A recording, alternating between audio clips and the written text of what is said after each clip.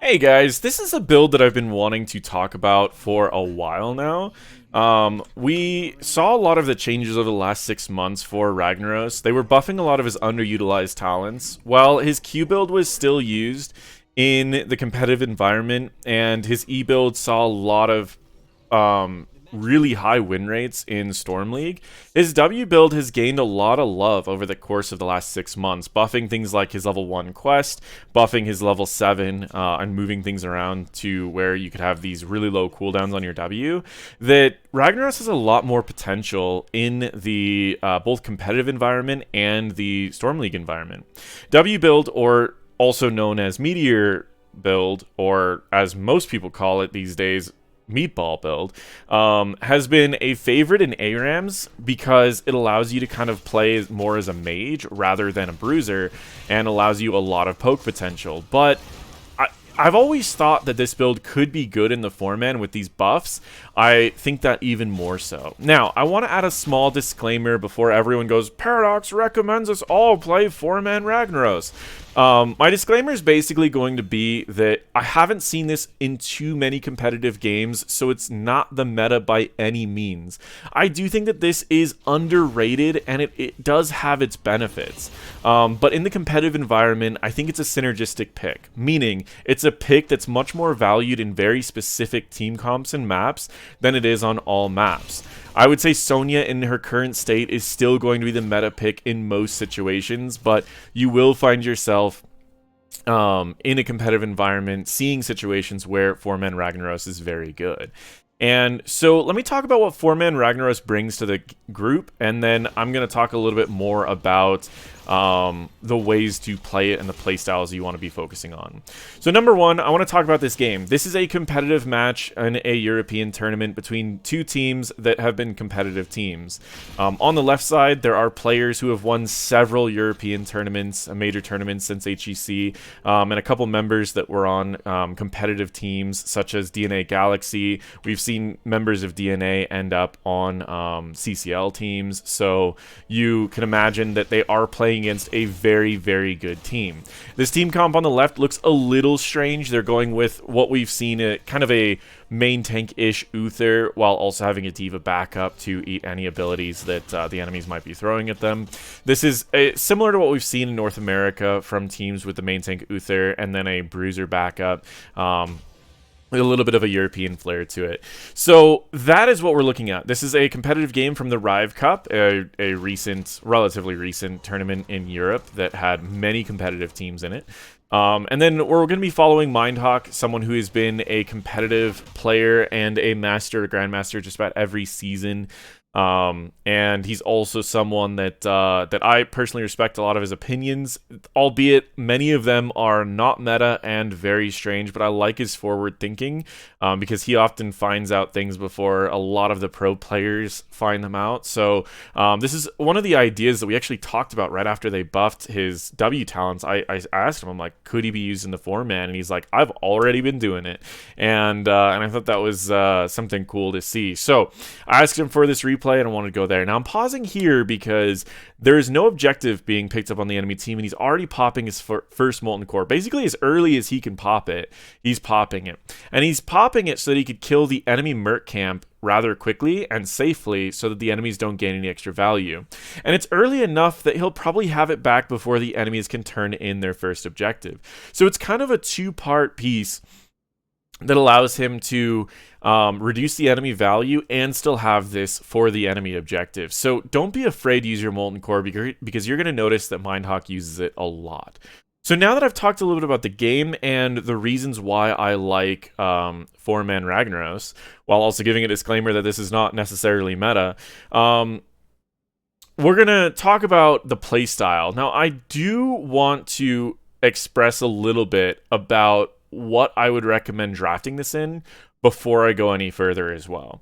So what Ragnaros does, and I'll let him clear this up and I'll talk about it as we're going on.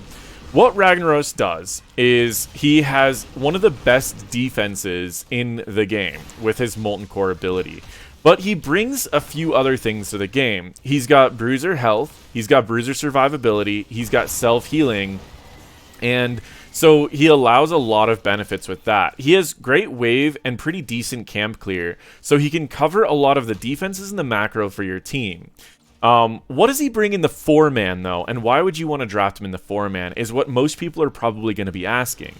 So part of the reason why he's going to be drafted in the 4-man is because he has pretty decent poke damage with his Living Meteor. It can go in a path that the enemies are going in and do an incredible amount of damage. On top of that, he has a lot of AoE damage. The more targets you can hit, the better you are for 4-man comps. And finally, he has Blast Wave. Blast Wave can increase the movement speed of someone on your team, do a little bit of damage, and with the level 4 talent, which let me snap back on to Ragnaros really quick. With the level 4 talent Slow Burn, you can have a bit of an engage on the side of your tank without your tank needing to use any abilities. So for example, Joanna's Punish, her Q, slows by 60% and it decays rather rapidly. But if she walks in, you can have her slow for 40% that doesn't decay, and she won't even need to use any abilities, which allows you to have more tanks engage without using more abilities. I find this is most synergistic with Garrosh. You can give him increased movement speed, then he slows the enemies, and he can walk up and throw whoever he wants to because they're all going to be slowed. He can move around them. I also love the synergy between Garrosh's Taunt and Sulfurous Smash. You give movement speed to Garrosh, he goes in, he taunts 4 people, you drop down a Sulfurous Smash, the explosion of the Blast Wave, the explosion of the Sulfurous Smash, and your Living Meteor is enough to kill the majority of the people that got taunted in the first place. Now, in this particular game, they do something similar with Blessed Shield, so keep that in mind before we get further into this game, that is kind of the strategy that they were going with as well. And that's why I mentioned that this is kind of more of a synergistic pick. If you are in a competitive team and you want to use Ragnaros, I recommend picking him not only on maps that he's best on, but I also recommend picking him in comps that can utilize the movement speed from the Blast Wave and utilize the follow-up potential of Sulfurous Smash. If you're not doing those, I think there are better options in the 4-man, but I definitely think that Ragnaros can be a great tool for competitive teams. As far as for Storm League, take it at your own discretion. Whenever you pick something in the role that they're not used to be picked in, you can often get flamed whether you're doing good or bad. And so that's completely up to you if you want to do that. But I personally think that 4-man Ragnaros is underrated. While I'm not sure it completely fits as a meta pick, meta usually meaning that it works in almost every situation, I definitely think that it's an underrated pick when it is good. Now let's continue on. I want to talk a little bit about the playstyle that mindhawk is going for and the playstyle that I think will work in a lot of competitive games.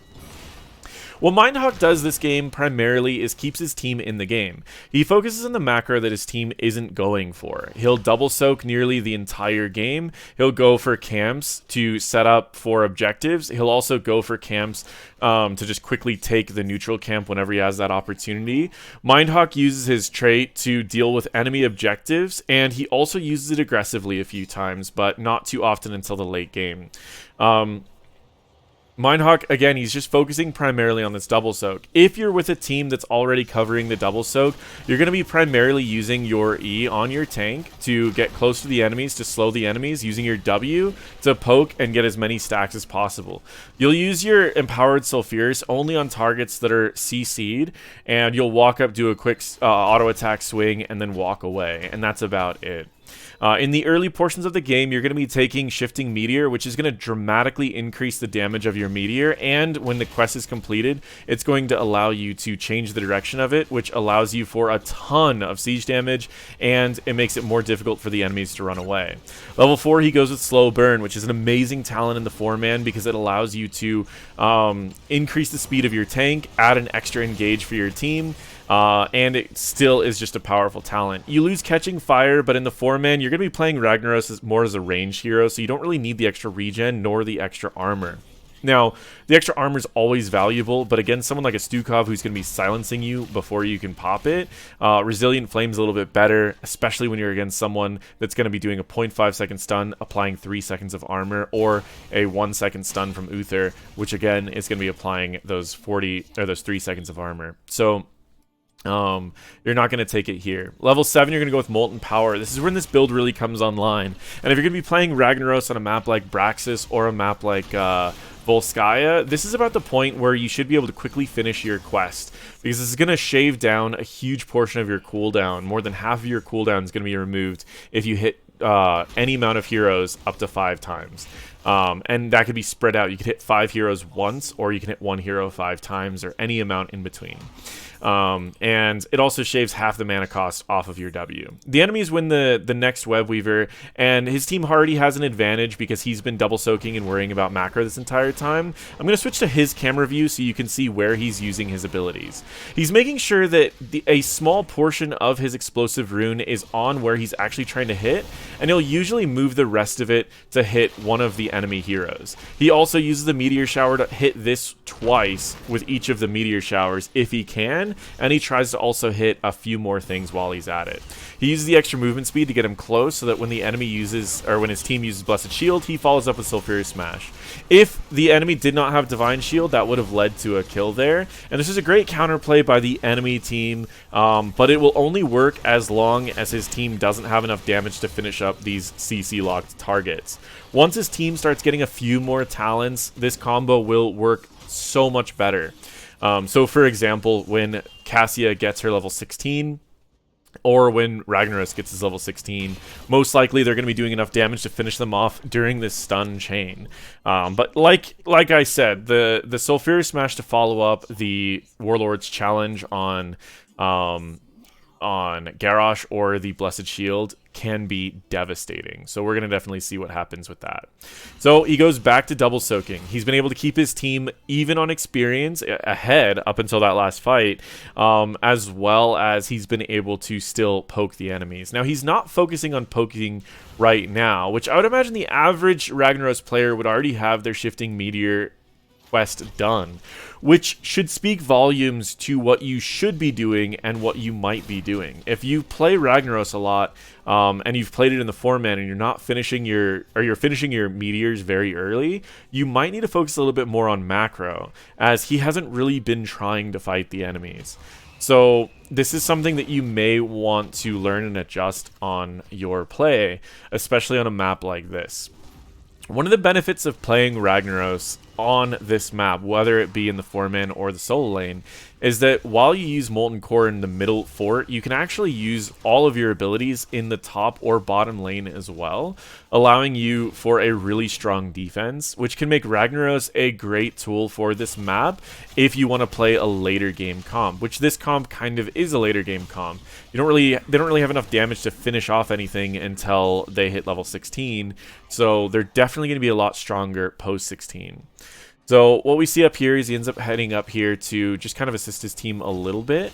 They're down by a little bit of experience, but currently still in the same talent tier. They might have a fight 13 to 12, but most likely not. And again, the enemy's winning a Web Weaver. He heads back to the middle lane, and he uses Molten Core once again. I'll switch to his vision so you can see where he's focusing on.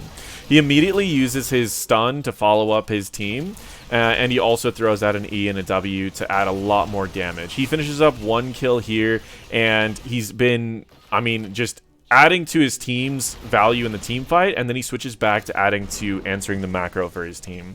So what you noticed, I don't know if you guys did notice that, but when he used his trait on the structure, it increased the range of his Sulfurious Smash, which allowed him to follow up his team's Blessed Shield, even though he was much further away. So keep in mind that is something that you can do on this, and it's a really powerful tool to lead to a stun and a lot more damage to your team. So he ends up finishing his Living Meteor, and now we're going to watch him adjust the position of it to get just a tad bit more damage each time. It's not going to be that strong until level 16. Shifting the Meteor's direction is the strongest when you get 16 because you get the Exploding Meteor at the end. That Exploding Meteor can be absolutely devastating because it makes your damage a lot less predictable. What I mean by that is when you're throwing out your meteors, it's pretty obvious how much damage your team's going to take, but when there's a pop at the end of it, it's like, whoa, I wasn't expecting that much damage, and it does lead to more kills than you would expect.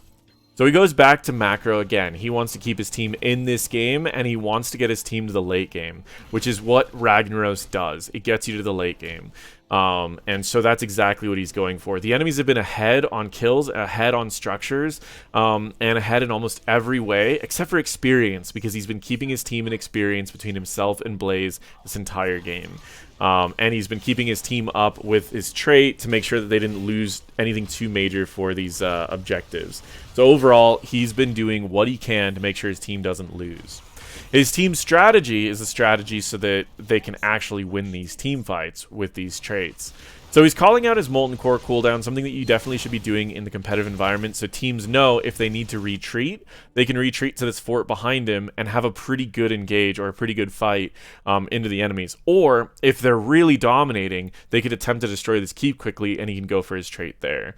He does have his trait and his ult, so he could potentially make a play for those. Leaving Meteor does a kind of a stupid amount of damage to structures, especially when you get the quest done on Shifting Meteor, because you can send it down one direction and then switch its direction and go back around. Once again, he follows up his team. It gets blocked by Divine Shield. They're not quite at that level 16 where they can just finish off the targets before they get out of their stuns. This, I think, was an overall mistake. Their team should have just backed off immediately when the combo went off on Cassia. They decided to commit into this fight. He gets silenced, and they get just absolutely destroyed here, which again, one small mistake can turn into several mistakes in the competitive scene if you have not practiced enough from learning which fights to just completely disengage from. But that's perfectly fine. He calls out that he has his trait, and that he can use his trait to deal with the enemy boss and turn in, which is about to happen. Level 16, he does get the Meteor. In this case, he's only holding this long enough for the enemies to get the objective and for Blaze to show up here, because he needs to use his trait to defend against the keep. So he lets Blaze continue the camp, and he goes to help out in the defense against this boss. I'm going to switch to his view again so we can see where he's looking when he shifts into this Molten Core. So once again, we can see he's following up with his ult and his W, as well as his E. And he's getting a lot of damage off. He's making sure that his abilities hit the boss once each, but he's still trying to hit as many of the enemies as possible with the rest of his abilities. It's a common mistake I see on Ragnaros to over-focus on clearing just the objective without also doing damage to the enemies. You have a ton of AoE damage as Ragnaros, you need to abuse it. So in this case, he's just using his E on the tank, he's using his W, and again, you can use your auto attack Q on any targets that are CC'd because it's safe to do so. But otherwise, you're going to see that he's actually playing more as a ranged hero and a mage while he's playing 4-man Ragnaros. They decide to push in a little bit into this engage because they're doing rather well. The enemies are running out of health and mana, and this extra explosion damage is getting pretty overwhelming for the enemy's double healer to even keep up with. So you can see he's just getting these couple pokes out with his W, and he'll change position and it pops, and it's just slowly overwhelming them. Now if they do get a good opportunity, he does have his ult. So right here, he throws his ult because he sees that the Blessed Shield misses, and he sees that the enemy Stukov sat still for a silence. So then he throws out his ult, he throws out a Shifting Meteor, and now he's going to be able to change the direction. So he moves up through all three of them, and then he shifts it back into all three of them, and this is a very easy kill for him. And now he sees that the enemies are rather low. So sometimes what mindhawk will do is he'll shift his blast wave to get closer so that he can get an extra living meteor. Even if he won't be able to hit them with the actual explosion, he utilizes the movement speed a lot. So in this case, he just uses his W here. And cool guys don't look at explosions. No. He did end up looking over to make sure that last little bit of the explosion hit. And again, it's unpredictable damage. It's something that the enemy team just doesn't really get used to because they were finally getting used to the damage that Ragnaros is bringing out, and suddenly there's just a pop of extra damage that he hasn't been doing. So now they've caught themselves back in the game. They're up by half a level, and they've got to turn in. So they're in a really, really good spot in this point in the game. He's been able to keep his team in the game despite being behind in kills and structures almost the entire game, and he's able to get this turn in for his team. They're going for a camp. He's going to go pick up a second camp. This is all about momentum. You see this happen with competitive teams. They'll grab a bunch of camps before they get this turn in, and when they get the turn in, it'll be so much more valuable. He's just avoiding damage, and he's playing in a rather safe position. I don't think he needed to do that, but it's always good practice to do it anyways. So I do want to point out one thing.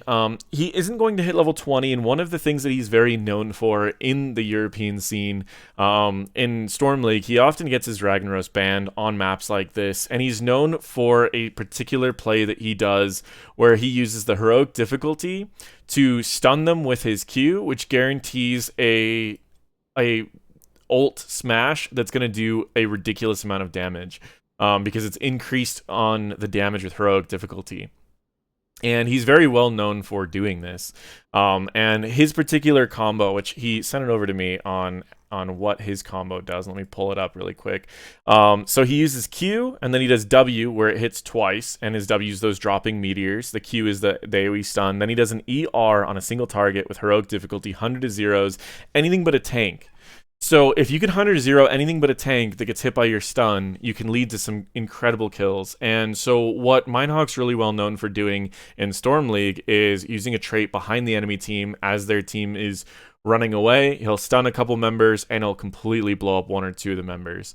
This is something that I would recommend practicing if you're going to be playing Ragnaros in the 4-man or in any scenario where you're going to be taking Sulfurious Smash, which in the competitive scene, I think you should almost always take Sulfurious Smash these days, unless your team has like absolutely no like wave clear, or if you're going to be trying to do some plays with Lava Wave.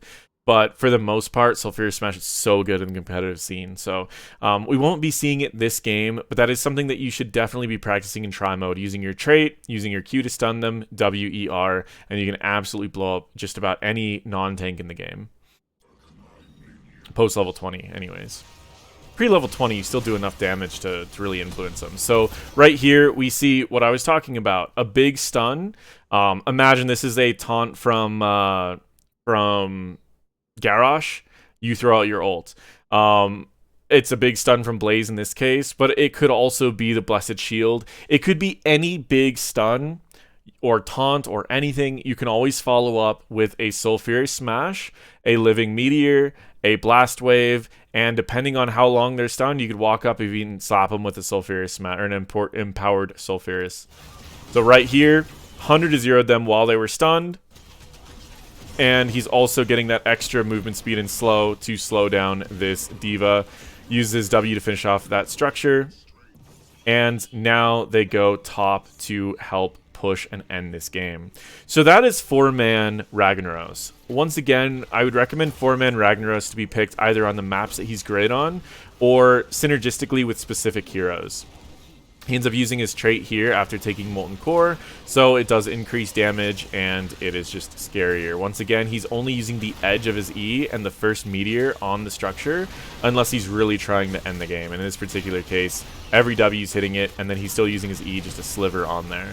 And that is 4-man Ragnaros. 4-man Ragnaros is, again, I think it's very underrated, especially in the competitive environment, just because of how strong his follow-up is, how great his macro is, and how tanky it is. He's a mage that you can't really dive. He's just too tanky, and he does similar damage to a lot of mages. So that is what he can bring to the table. I think that he's great on Tomb of the Spider Queen. I think he's really good on Braxis and on Volskaya, and I think there's a lot of other maps you could potentially use him on to get more value out of him. I think he's great for a pocket pick if you've got a Ragnaros player, or if you've got any of those tanks that I've mentioned that you don't really have a team comp for yet. And this is a great playstyle to follow. Focus on macro, poke a little bit, and be ready to follow up every stun your team does with a Sulfurious Smash. Use your trait to keep your team in the game longer, and use your trait rather liberally. Anytime the enemies have a camp that they're trying to gain momentum with, or an objective, it's a great time to use your trait. And that's it. I should be throwing a link down below so you guys can follow Mindhawk's stream. He does answer questions on stream. He's a European player, so keep in mind his hours are going to be more European. So for people in the North America, you'll catch him in the mornings or catch him at night. For European players, I mean, just check him out for sure. He's a pretty cool streamer, and he's always willing to answer questions about the game. So make sure to check that out. Otherwise, thank you guys so much for watching. Feel free to check out my other videos, and I hope to do more videos like this where I break down some of these new things that could potentially be meta defining, but we just don't know yet. As well as I still am going to cover everything that is definitely in the meta, and you guys could definitely use in your competitive and non-competitive games. Thank you guys so much for watching.